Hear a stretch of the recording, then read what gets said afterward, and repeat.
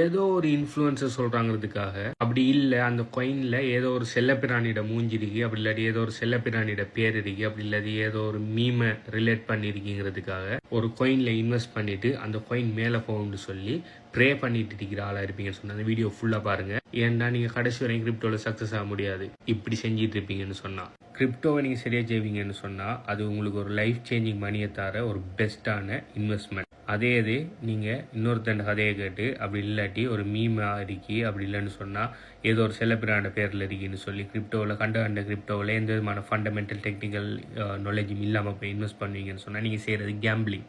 இப்போ கூட நான் கிரிப்டோ கரன்சி ரிலேட்டடாக ஏதாவது வீடியோ போட்டால் அது கீழே வந்து ஏதாவது ஒரு பர்டிகுலர் கிரிப்டோ காயினை போட்டு இந்த காயின் மேலே போகுமா கீழே வருமா, இல்லாட்டி இந்த காயினுக்கு என்ன பொட்டன்ஷியல் இருக்குது, இது 10x தருமா இல்லாட்டி 100x தருமான்னு சொல்லி இன்னமும் கேட்டுட்டு இருக்கீங்க. அப்படி இல்லைன்னு சொன்னால் அந்த வீடியோக்குள்ள கமெண்ட்ல வந்து ஒரு காயின் ஒன்று சொல்லுங்கள் இன்வெஸ்ட் பண்ணுறதுக்குன்னு சொல்லி பிளைண்டாக கேட்கீங்க.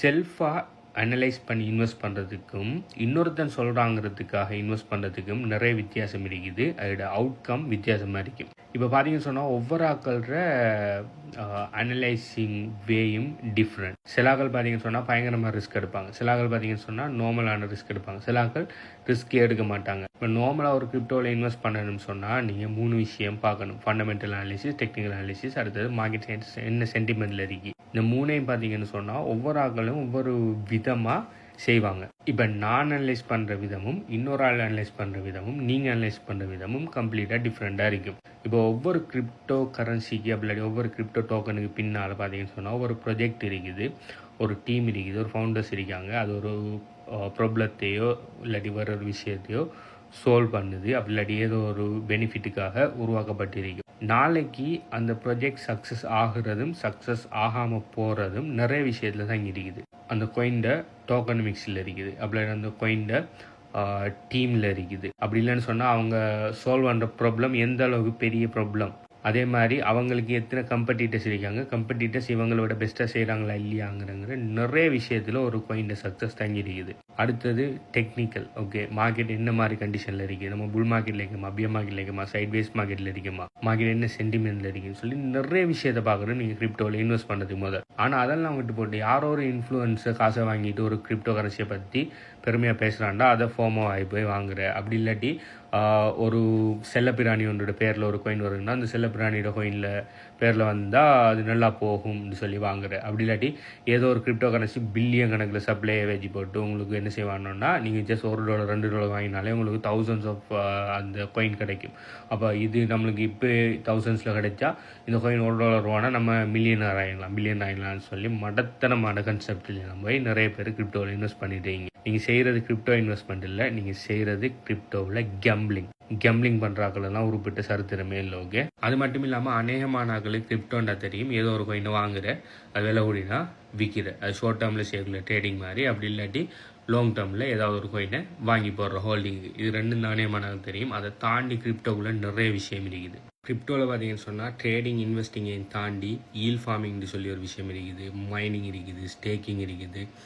ட்ரேடிங்ஸில் நீங்கள் மெனுவல் ட்ரேட் பண்ணலாம், பொட் ட்ரேட் பண்ணலாம், ஏர்ட்ராப்ஸில் கனெக்ட் பண்ணலாம். ஏர்ட்ராப்ஸை பார்த்தீங்கன்னு சொன்னால் கொலாட்ரல் ஏர்ட்ராப்ஸ் இருக்குது, ஃப்ரீ ஏர்ட்ராப்ஸ் இருக்குது. கொலாட்ரல் ஏர்ட்ராப்ஸில் ஐசிஓ, ஐடிஓ, ஐயோன்னு சொல்லி நிறைய விஷயங்கள் இருக்குது கிரிப்டோவில். எல்லாருக்கும் பார்த்தீங்கன்னு சொன்னால் எல்லாம் செட் ஆகுது. ஆனால் உங்களுக்கு செட் ஆகிற, உங்களுக்கு ஈஸியாக இருக்கிற, நீங்கள் ஏர்ன் பண்ணுறதுக்கு பொட்டென்ஷியல் இருக்கிற விஷயம் பார்த்தீங்கன்னு சொன்னால் உங்களுக்கு தெரியாமல் இருக்கலாம். அதனால தான் கிரிப்டோ கேஷ் ஃப்ளோ ப்ளூ பிரிண்டில் நாங்கள் பார்த்தீங்கன்னு சொன்னால் கிரிப்டோ கேஷ்குள்ளே இருக்கிற எல்லா வகையான விஷயத்தையுமே நாங்கள் டீச் பண்ணுறோம். இதில் பார்த்தீங்கன்னு சொன்னால் உங்களுக்கு எது பிடிக்கும், அதாவது உங்களுக்கு எது செட் ஆகும். சில பார்த்தீங்கன்னு சொன்னால் பயங்கரமாக இன்வெஸ்ட் பண்ணிவிட்டு 100% பெசிவாக ஏர்ன் பண்ணுற மாதிரி விஷயங்கள் பிடிக்கும். சில பார்த்தீங்கன்னு சொன்னால் இன்வெஸ்ட்மெண்ட் பெருசாக போடாமல் அவங்களோட மேனுவல் இன்புட்டை போட்டு ஆக்டிவாக ஏர்ன் பண்ணுற மாதிரி விஷயங்கள் பிடிக்கும். சில பார்த்தீங்கன்னு சொன்னால் இன்வெஸ்ட்மெண்ட்டே இருக்க மாட்டேங்கி அவங்களுக்கு 100% ஆக்டிவாக ரிசர்ச் பண்ணி ஏர்ட்ராப்ஸ் கலெக்ட் பண்ணுற அப்படியான விஷயங்கள் பிடிக்கலாம். ஒவ்வொரு ஆக்களோட சிச்சுவேஷனை பொறுத்து, ஒவ்வொரு ஆக்களோட ஃபைனான்ஷியல் இது மற்றது, ஒவ்வொரு ஆக்களோட டைம் இன்வெஸ்ட்மெண்ட், மணி இன்வெஸ்ட்மெண்ட்டை பொறுத்து வேறு மெத்தட்கள் ஒவ்வொரு ஆக்களுக்கு செட் ஆகும். ஸோ உங்களுக்கு எந்த மெத்தட் செட் ஆகுன்னு சொல்லி உங்களுக்கு தெரியணும்னு சொன்னால் உங்களுக்கு கிரிப்டோவில் இருக்கிற ஏர்னிங் மெத்தட்ஸ் எல்லாமே தெரியணும். அது எப்படி செய்கிறங்கிற விஷயத்தையும் நீங்கள் படிச்செடுக்கணும். படிச்செடுத்தால் தான் உங்களுக்கு எது செட் ஆக மாட்டேங்குன்னு சொல்லி உங்களுக்கு வழங்கும்.